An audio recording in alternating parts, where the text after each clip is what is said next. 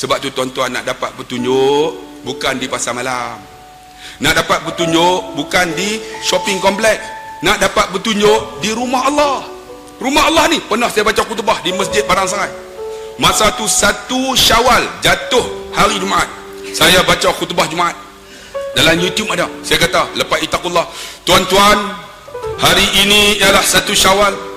Allah mengampunkan dosa kita dengan Allah kosong-kosong. Khutbah Jumaat. Kalaulah kita ada dosa dengan Allah, hari ini Allah ampun. Kecuali kita ada dosa dengan makhluk. Kalaulah ada dosa dengan makhluk, tuan-tuan, marilah kita kosong-kosong juga maafkan mereka. Kalau ada dosa dengan bapa saudara, bergaduh pasal tanah, sudahlah. Kita tak boleh bawa masuk tanah dalam kubur kecuali orang masukkan kita. Kalau kita bergaduh dengan mak ayah kita, sudahlah. Bergaduh dengan adik-beradik, sudah. Maafkan mereka walaupun mereka tidak maafkan kita. Saya pun cerita satu-satu, teriak satu masjid. Kan masa tu hari raya, buat nada sayu sikit, teriak. Kebanyakan yang balik daripada orang luar, semua pakai samping. Pakai samping kan, dengar khutbah macam tu, teriak habis.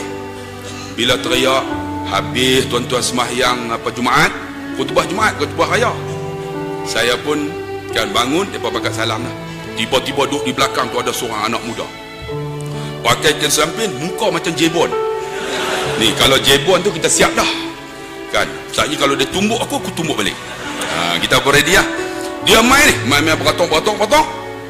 Dia main suar tangan. Bila suar tangan, saya pun suar tangan. Dia pegang tangan, dia cium tangan, terus peluk saya. Bila peluk, dia teriak atas bau saya. Saya kata, apa saya teriak sangat ni? Abang, awak duk teriak ni. Ustaz, khutbah Ustaz menyentuh hati saya. Saya tak menyentuh macam mana? Ustaz, saya dah tak bercakap dengan mak dan ayah saya selama 16 tahun. Dia teriak. Saya kata, pasal apa? Kami bergaduh masalah faraid. Saya sebut simple ya. Harta boleh cari, mak ayah tak ada ganti. Lagi dia teriak. Dia angkat-angkat, hingis penuh atas bau. Kan kita nak lak macam dah biar kan. Saya pun tengok dia. Abang, baliklah abang. Ingat dah khutbah saya. Allah memaafkan kita kosong-kosong. Kita dengan mak ayah, tambah mak ayah kita. Ingat adik, nak masuk syurga paling mudah ada mak ayah. Inilah dia tempat yang paling sesuai. Balik adik. Petang tu, tuan-tuan, dia balik. Seminggu lepas tu dia telefon. Dia kata, Ustaz, rumah saya dengan rumah masjid dengan rumah mak saya 16 km lah. Saya tak pernah balik 16 tahun, bergaduh. Jadi saya pun balik lah. Balik dengan kereta. Rupanya 16 tahun tu mak dan ayah duk menanti. Takkan mak dan ayah nak pergi cari saya. Saya balik-balik, mak duk menanti, ayah menanti. Saya parking nak keluar takut. Bila nak keluar takut mak dan ayah tak terima. Mak saya yang keluar, dia kata. Meluru dekat kereta saya. Buka pintu. Buka-buka, saya bangun. Mak peluk saya. Bila peluk, mak bisik kat telinga. Wahai anakku, kalau aku ada dosa dengan kamu, maafkan mak, dia kata. Ustaz, mak minta maaf dengan saya, Ustaz. Menangis saya, Ustaz.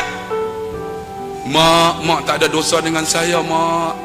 Saya nak minta mak maafkan saya. Rupa-rupanya dia tak balik 16 tahun tu. Ayah dia lumpuh dah. Dia pegang tungkat dah. Tengok-tengok anak balik, gagah ni, heret ni.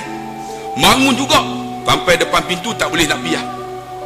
Saya tengok ayah saya ni 16 tahun, lumpuh dah. Rupanya pegang tungkat. Saya meluru dekat ayah saya. Saya pegang tungkat, saya buang. Saya peluk dah. Bila peluk ayah, bisik kat telinga. Wahai anakku, kalau aku ada dosa dengan hang, maafkan ayah. Ustaz, ayah minta maaf dengan saya. Saya peluk ayah. Menangis saya. Tiba-tiba mak saya main dari belakang. Wahai anakku, kami dah maafkan kamu setelah 16 tahun. Ustaz, hari yang paling bahagia dalam hidup saya bukan hari pertama saya kahwin. Hari bahagia dalam hidup saya bukan hari pertama saya dapat gaji. Hari yang paling bahagia dalam hidup saya bukan hari pertama saya dapat anak. Tapi hari yang paling bahagia dalam hidup saya bila mak dan ayah saya kata, wahai anakku, aku dah maafkan kamu setelah 16 tahun.